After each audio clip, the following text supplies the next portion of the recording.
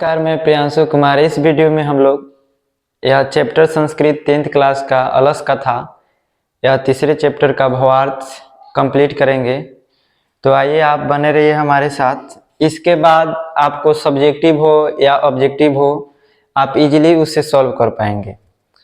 तो एक बार समझने की ज़रूरत है शांतिपूर्वक, उसके बाद आप किसी प्रकार के सब्जेक्टिव ऑब्जेक्टिव क्वेश्चन पे जाइए और ट्राई करके देखिए वो बन रहा है कि नहीं। हालांकि जो सेकेंड लेक्चर आएगा वह सब्जेक्टिव का रहेगा और थर्ड लेक्चर आपका एमसीक्यू रहेगा। तो यहाँ से भी आप कवर कर सकते हैं, एक बार देख भी सकते हैं अपने आप को।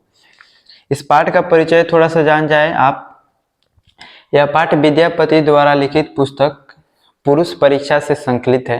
विद्यापति जो है वह मिथिला, जो कि वही मिथिला जहाँ की सीता जी हैं, तो यह मिथिला के कवि हैं। जो विद्यापति हैं वह इसी मिथिला के कवि हैं। गंगा पे उन्होंने कविता भी 7th क्लास में आप पढ़े होंगे कि गंगा के किनारे से वह नहीं जा पाते हैं, उनका यह गुण है।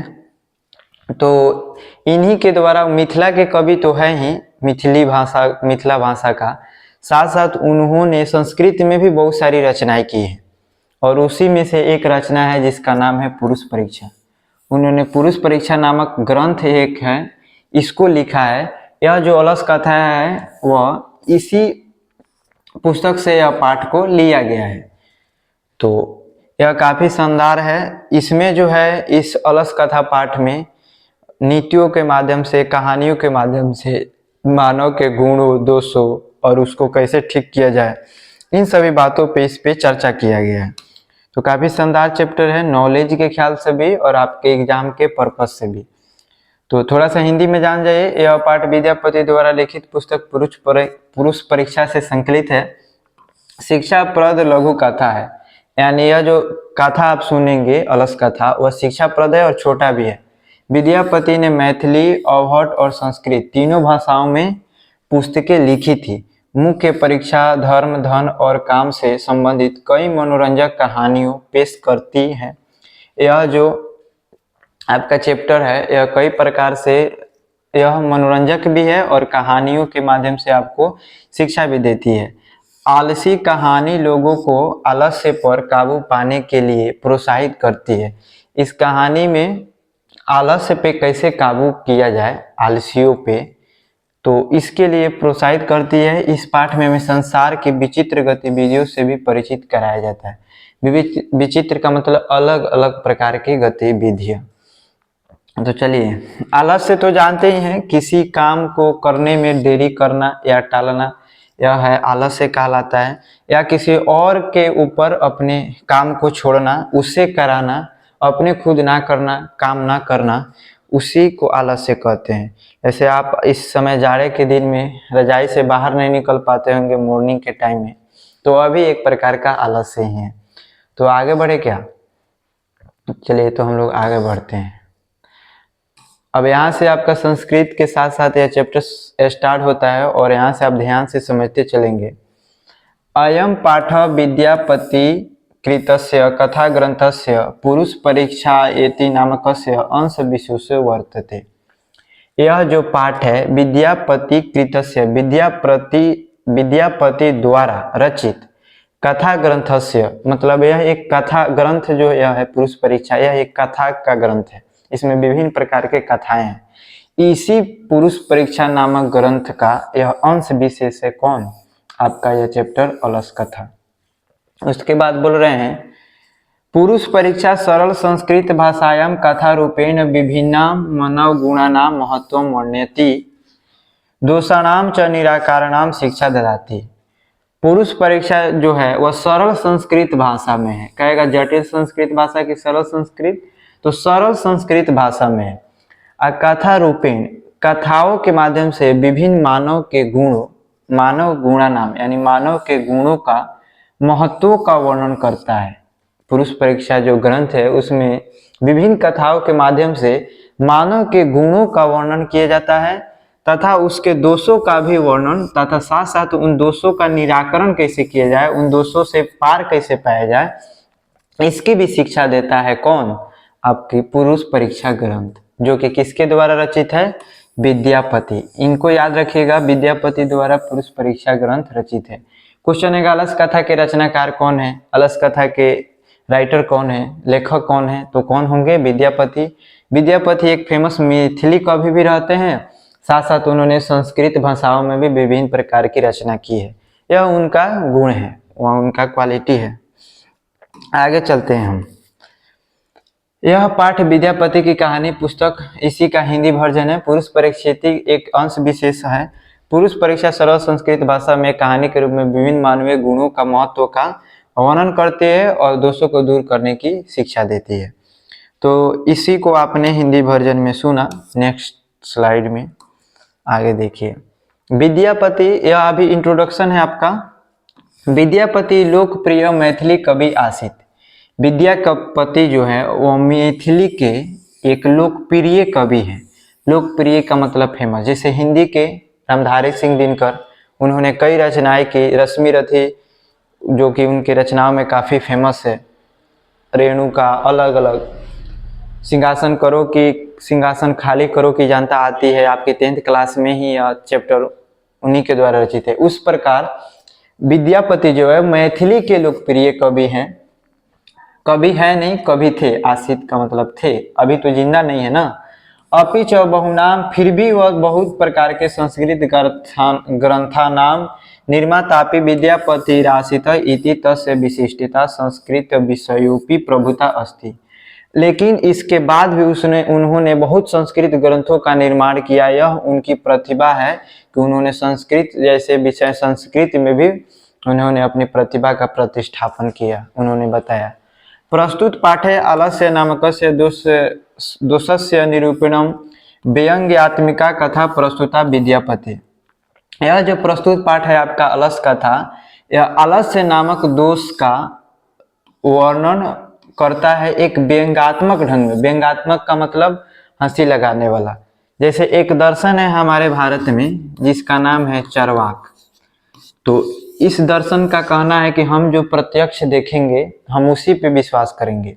एग्जाम्पल फॉर दैट, यदि रोड पे पानी लगा हो तो इस दर्शन को मानने वाले लोग कहेंगे कि हम यह नहीं मान सकते हैं कि बारिश हुई होगी। वो सुबह में देख करके यह नहीं कहेंगे कि बारिश हुई होगी, क्योंकि उन्होंने देखा नहीं। पानी आया उसका कारण ये नहीं कहेंगे कि बारिश हुई, प्रत्यक्ष को ही प्रमाण मानेंगे। तो इन लोगों से रिलेटेड एक वाक्य है। तो वाक्य यह है कि अब पुनर्जन्म में विश्वास नहीं करते हैं, रिकार्डेशन। साइंस भी अभी नहीं मानती है, हालांकि ढेर सारे इस पे रिसर्च हुए। तो ये लोग कहता है पित्वा पित्वा पुनः पित्वा यावत पित्वा पतित्वा उठित्वा च पुनः पित्वा पुनर्जन्म न विधीयते।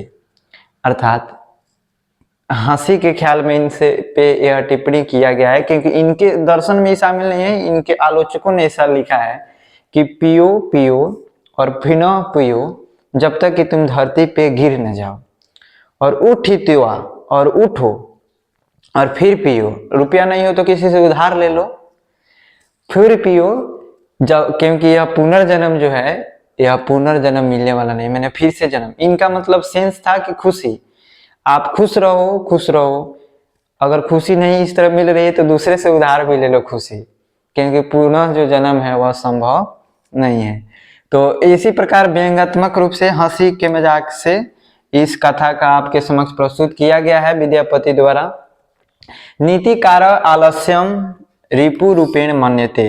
यह क्वेश्चन ऑब्जेक्टिव ही बनेगा।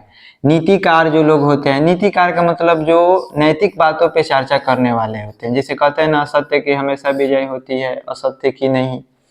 पाप, झूठ बोलना पाप है, यह सब नीतिकारों द्वारा ये सब बातें कही गई। तो नीतिकार इसी मामले में, आलस्य के मामले में कहते हैं रिपु। रिपु का मतलब होता है दुश्मन। तो यह आलस्य जो है वो व्यक्ति के लिए दुश्मन के समान है, किसी भी व्यक्ति के लिए। आप भी आलसी हैं तो आपका आलस्य जो आपका दुश्मन है। तो समझिए दुश्मन को कैसे हराना है। तो इसका हिंदी थोड़ा सा पढ़ लेते हैं।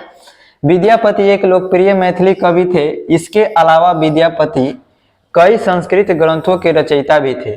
प्रस्तुत पाठ आलस्य नामक बुराई का वर्णन करते हुए एक व्यंग्यात्मक कहानी प्रस्तुत करता है। नीति निर्माता आलस्य को शत्रु मानते हैं। नीति निर्माता जो है या आलस्य को शत्रु मानते हैं, यानी उसको दुश्मन मानते हैं। ठीक, तो आगे बढ़े क्या हम? चलिए आगे बढ़ते हैं।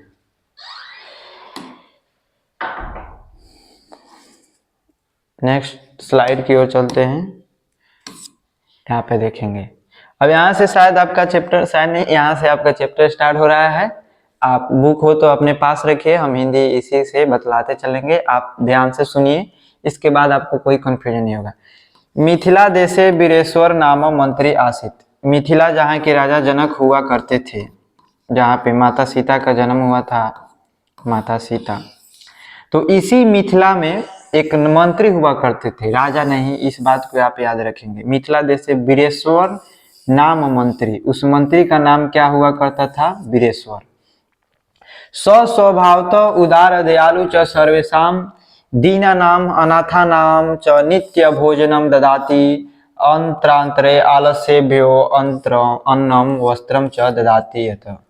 और वह जो है वह स्वभाव से, मतलब वह स्वभाव तो मतलब स्वभाव से उदार थे, दयालु थे, वह सभी दीनों को, दुखियों को, अनाथों को हमेशा नित्य भोजनम ददाते, नित्य हमेशा भोजन देते थे। इसी के मध्य जो है, इसी सब मतलब भोजन दीन दुखियों के जिस समय बांटते थे, उसी के बीच वह अन्न और वस्त्र आलसियों को भी दिया करते थे।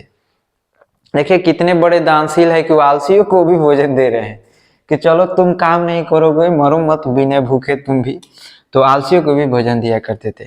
मिथिला में वीरेश्वर नाम एक मंत्री थे, वह स्वभाव से उदार और दयालु हैं और सभी गरीबों और अनाथों को प्रतिदिन भोजन देते हैं। इस दौरान वह आलसियों को खाना और कपड़ा भी देते हैं। देखिए ऐसा क्यों करते हैं वह? क्योंकि उनका कुछ मानना होगा। इसमें कहते हैं निर्गीतानाम च सर्वेषाम अलस प्रथमो मत, जो लोग दुखी हैं और जो लोग आलस है, उन सभी का पहला मत यही है। मत क्या है? पहला बात यही है कि चितम क्षमते कुर्तुम जठारोपी वहिनान। भले ही पेट में आग हो, भूख की आग हो, लेकिन किसी भी प्रकार के प्रयास करना, किसी प्रकार का परिश्रम करना उनके विचार में शामिल नहीं है। उनका विचार पहला सभी आलसियों का, सभी दुखियों का यही विचार है कि किसी भी प्रकार का प्रॉब्लम हो, पेट भूखे सोए भले, लेकिन काम नहीं करें, प्रयास कोई नहीं करे। तो आपने समझा? चलिए आगे बढ़ते हैं। नेक्स्ट स्लाइड देखेंगे, इसको देखिए। ततो अलपुरुषाणाम तत्र लाभ श्रुत्वा बहुवा वस्तु अंदर प्रेमनिजास्तत्र वर्तु लीव भुव यत। इस प्रकार देखिए, अभी दिक्कत क्या होता है, ये आलसियों को सुख सुविधा दे रहे थे, मदद कर रहे थे। अब इसको देख करके कुछ लोग बनावटी आलस्य बनाकर, पेटू लोग समझ जाइए, इसमें संस्कृत का जो हिंदी आप करिएगा, तो बनावटी आलस्य बना करके यह लोग भी यहाँ पे पहुंच जाते हैं, एंट्री मारते हैं। देखिए अब एंट्री मारेंगे तो इनसे प्रॉब्लम होगा। देखिए प्रॉब्लम क्या होने वाला है, क्योंकि देखिए ऐसा क्यों वो लोग करते हैं। स्थित सौकर्य मूला ही सर्वे सामापि संहते सजाति नाम सुखम दृष्टवा के न धावंती जंतवा। लोगों का मानना है जैसे हम अकेले खुश नहीं रह सकते हैं, संगठन में ही, एक संस्था में ही, मतलब मानव का एक समाज होता है, तो उसी समाज में व्यक्ति खुश रह सकता है। उसी प्रकार जो आलसी लोगों को सुविधा मिल रहा था, तो बाकी जो आलसी लोग थे वह तो अपने संगठन में ही खुश रह सकते हैं, इसलिए एंट्री मारते हैं। और उसके बाद देखिए क्या कहता है कि सजाति नाम सुखम दृष्टवा के न धावंती जंतु। अपने जातियों को, मतलब अपने से रिलेटेड लोगों का सुख देख करके, अपने समान लोगों का सुख देख करके, कौन ऐसा जीव है, कौन ऐसा जीव है जो नहीं दौड़ता है। जैसे एक 1498 में एक घटना होता है, 1498, यहाँ पे देखिए, पुर्तगाल से एक यात्री जो है वास्को डी गामा, तो वह कहाँ पे पहुँचता है?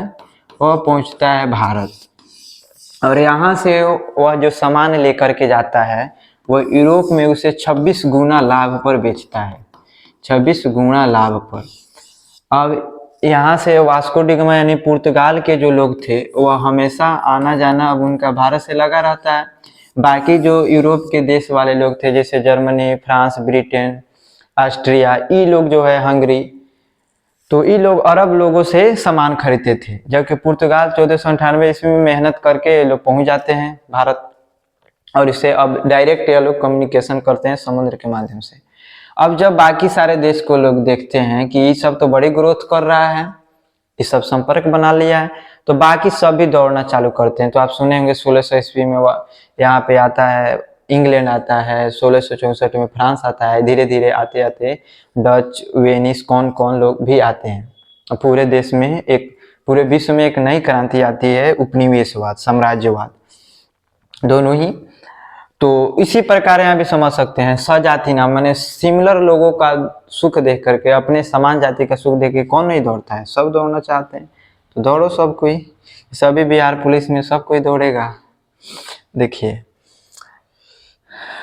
उसके बाद पचा दलसानाम सुख दृष्ट्वा धूर्ता अपि कृत्रिम आलस्यम दर्शयित्वा भोज्यम गृहन्ति। थोड़ा सा टाइपिंग मिस्टेक के चलते थोड़ा सा दिक्कत हो सकता है। इस प्रकार धूर्त लोग भी जो है वो बनावटी आलस्य दिखा करके क्या कर लेते हैं, भोजन ग्रहण कर लेते हैं, साथ साथ उन लोगों को कुछ मिल भी जाता है। तदंतरम आलस्यशालायां बहुद्रव्य व्ययम दृष्ट्वा तनि योगी पुरुष परामृष्टम। इस प्रकार जो है बहुत द्रव्य व्ययम, बहुत प्रकार के बहुत ज्यादा द्रव्य मतलब पदार्थ होता है, पदार्थ का यह पर्यायवाची शब्द होता है द्रव्य। तो ज्यादा पदार्थ जब खर्च होने लगा, सामान खर्च होने लगा, व्ययम का मतलब होता है खर्च। तो इसको देख करके एक संदार व्यक्ति तनि योगी पुरुष मतलब जो ज्ञानी हो तो वह परामर्श देता है, परामृष्टवा यद क्षम बुद्धया करुणाया केवलम लमसेभ्य स्वामी वस्तुनानि ददापि कपटेन आलसम अपि गृहन्ति इति अस्माकं प्रमाद। या कह रहे हैं कि जो बुद्धि से अपने बुद्धिहीन जो लोग हैं वह यह करुणा के चलते जो स्वामी है वह दान दे रहे हैं और इसी का वो लोग लाभ उठा करके यह सब ग्रहण कर रहा है। अब यहाँ पे समस्या उत्पन्न हो रहा है बाद में, देखिए तो थोड़ा सा इसका हिंदी वर्जन देख लीजिए आप। बाद में आलस्य का सुख देखकर धूर्त भी कृत्रिम आकर्षण दिखाकर, कृत्रिम मतलब बनावटी वो दिखला रहे थे कि हम अभी आलसी हैं, खाना खा लेते थे।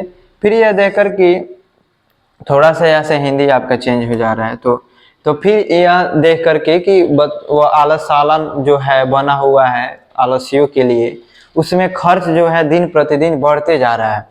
तो उस खर्च को रोकने के लिए, उसको कंट्रोल करने के लिए एक तनि योगी पुरुष मतलब एक संदार व्यक्ति, नॉलेजेबल व्यक्ति, यह देखिए क्या परामर्श देता है। आगे कहानी कहाँ मोड़ ले रही है, तो कहानी में आगे बढ़ते हैं हम। एक कथा है आलस्य कथा। यदि एवं तहिते आलस्यानां परीक्षाणं कुर्तु निश्चय कृतवन्तः सुप्ता जना तस्मानि नियुक्ता जना आलस्य कुटीरे अग्निम अयच्छनम। इस प्रकार वह कह रहे हैं कि हमें क्या करना चाहिए, इन आलसियों के आलस्य का परीक्षा लेना चाहिए। अब परीक्षा होगा कैसे, तो सभी लोग जब सो रहे होंगे, जब सभी कोई सुप्ता जना तस्मिन नियुक्त का जना आलस्य कुटीरे अग्निम अयच्छनम, मतलब जब सब कोई सो रहे हैं तो उस घर में क्या कर देना है, हमें आग लगा देना है। अब देखिए ऐसा क्या हो रहा है। अब उन लोगों को कार्य सौंप दिया गया, जिन्होंने कोई कार्य सौंपा गया, तो आलसियों की झोपड़ी में उन्होंने क्या कर दी, आग लगा दी। थोड़ा सा इसका हिंदी भी आप देखते रहिएगा, आगे चलते हैं। तो गृह लग्नम प्रवृद्ध मणि दृष्ट्वा धूर्ता सर्वे पलायिता पश्चात दिशे आलस्य अपि पलायचित। तो इस प्रकार जो है जब आग लगता है तो इसको देख करके जो धूर्त लोग हैं, जो बनावटी आलस्य बना कर आए थे, वह सब पलायिता भाग जाते हैं। और थोड़ा थोड़ा जिनमें आलस्य भी था उसके बाद भी वह भी मतलब वह भी अपलायिता, पलाचिता मतलब वह भी भाग जाते हैं। फिर जब उन्होंने घर को जलता देखा तो सभी बुरे लोग भाग गए और उत्तर भी थोड़े आलसी थे। अर्थात थोड़ा सा इसमें मिस्टेक है कि जब आग लगता है तो धूर्त लोग भी भाग जाते हैं सब के सब, और कुछ जो जिनमें थोड़ा थोड़ा आलस्य था उस सब भी फिरार। देखिए अब कोई टेंशन नहीं है, देखिए अब क्या हो रहा है। उसके बाद चत्वार पुरुषा अस्त्रैव सुप्ता, चार जो लोग हैं वो सोए हुए थे और परस्पर मालपमंती, और परस्पर एक दूसरे से जो है वह बात कर रहे हैं करते वक्त देखिए एकेन वस्त्रावृत मुखेन उक्तम, एक जो है वह वस्त्र के अंदर से ही, जैसे हम लोग जैसे आज जाड़े में आप सोते होंगे तो वस्त्र के अंदर से ही बोलते हैं माँ खाना लाओ अब टाइम हो गया है, तो वस्त्र के अंदर से कह रहा है ओहो कथमय कुलाहलम, ओहो हो क्यों यह जो है हल्ला हो रहा है। तो देखिए द्विगता युक्तम, तो द्विगता मतलब दूसरा जो है वो बोलता है तर्कते यदस्मिन गृहे अग्निलो हस्ति, अर्थात तीसरा जो है वह सोचता है या तर्क करता है दूसरा कि लगता है, कहता है कि लगता है कि इस घर में जो है आग लग गया है, इसी घर में जिसमें वो सोया हुआ है। देखिए ये बोल रहा है। तृतीय नोक्तम, तृतीय करता है कोपी कोई, तथा धार्मिको नास्ति, कोई धार्मिक नहीं है, यह इदानीम जलार्देवर समबी कटय वासमान प्रावीणोति, जो हमारे ऊपर जल से भीगा हुआ आसन या जल से भीगा हुआ कपड़ा हमारे ऊपर डाल दे, ताकि गर्माहट जो सबको महसूस हो रहा है वह गर्माहट कम हो। क्या बात है। चौथा जो है चतुर्थे नोक्तम अये वचालक, कितने बोलते हो वाचाल लोग, अये वचाल कति वचनानि वक्तुम सुकृत, कितने बोलते हो, तुष्टि कथम न तिष्ठथ, शांत नहीं रह सकते, शांत रहो। तो देखिए वहाँ चार आदमी एक दूसरे से परस्पर वह सो रहे थे, उनमें से एक ने अपना चेहरा ढके हुए कहा अंदर से ही ओहो यह कैसा शोर है, तो दूसरे ने क्या कहा लगता है इस घर में आग लग गई है, इसे कपड़े से ढकने दो। तो देखिए ये थोड़ा सा कहानी आगे चलते हैं। उसके बाद देखिए तो इस तरह कहानी हो रहा है, लास्ट में वो बोल रहा है कि शांत नहीं रहते हो तुम, कितना बोलते हो चालो। तत्पश्चात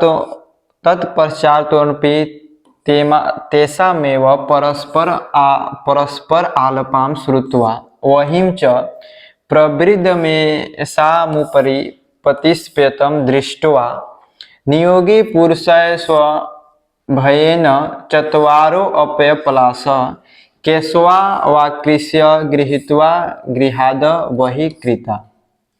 इस प्रकार जो है उनके परस्पर बात को सुन करके जो वहाँ पे तनी योगी पुरुष हैं वह देख रहे हैं कि उनके ऊपर अभी जो है छप्पर गिरने वाला है आग वाला, तो इससे उनको धर्म का जो है वह उनको दुख लगेगा, उनको पाप लगेगा, यह सोचते हुए कि धर्म की हानि होगी, वह केस पकड़ करके उन चारों आलसियों को गृह से बाहर कर दिया जाता है। संस्कृत है, थोड़ा टाइपिंग जो है इसके लिए प्रॉब्लम हुआ है, तो आप इसको समझने की कोशिश करेंगे। तो केस पकड़ के उन चारों आलसियों को क्या कर दिया जाता है, बाहर निकाल दिया जाता है।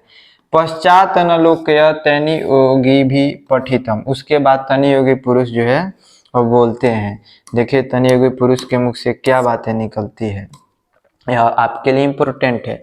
पतिरेव गति स्त्रीणाम बालनाम जननीम गति नालसानाम गति काची लोके करुणा किम बिना।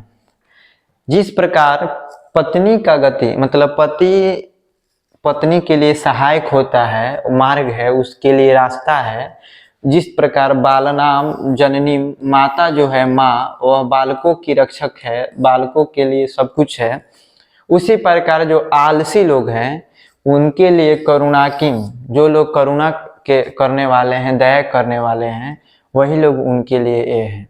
बात समझ में आए। पति स्त्री का मार्ग है और स्त्री बच्चों की माता है। आलसी के प्रति दया के बिना संसार में कोई समाधान नहीं है। यदि दयावान व्यक्ति नहीं रहे तो इनका क्या हाल होगा, देखिए क्या बात। पश्चातेषु चतुर्वर्षलेषु ततोपयाधिकतरम वस्तु मंत्री दाप्यमास। देखिए अब अगले 4 वर्षों तक उन आलसियों को जो है अगले 4 वर्षों तक वह मंत्री जो थे वीरेश्वर वह काफी शानदार पुरस्कार के साथ धन दौलत काफी शानदार उनको सुविधा देते हैं। तो यह था आपका यह कहानी। आप कमेंट बॉक्स में बताएंगे आपको कैसे लगा। नेक्स्ट जो वीडियो है उसमें हम लोग इसका सब्जेक्टिव करेंगे और उसके नेक्स्ट वीडियो में ऑब्जेक्टिव करेंगे। तो आप बने रहिए हमारे रैंकर्स EduServ के साथ और इसी के साथ जुड़े रहिए। चलिए तो आगे नेक्स्ट लेक्चर में हम आपका स्वागत करेंगे। यहीं पे आपका जो यह first lecture is going to be end. तो थैंक यू, आपने देखा।